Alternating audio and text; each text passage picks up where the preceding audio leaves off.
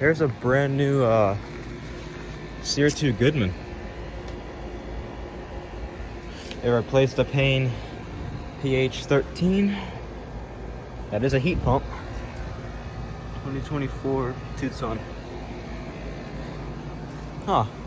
I guess they go with Goodman now instead of Lennox. Can't say I blame them. And then this one's running over here. I will catch that Goodman defrosting at one point.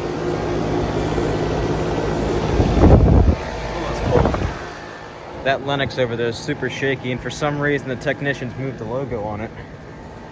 Oh, that scared me. A leaf moved. Alright, thanks for watching. And it just kicked on. It's got a rotary. That's getting hot already.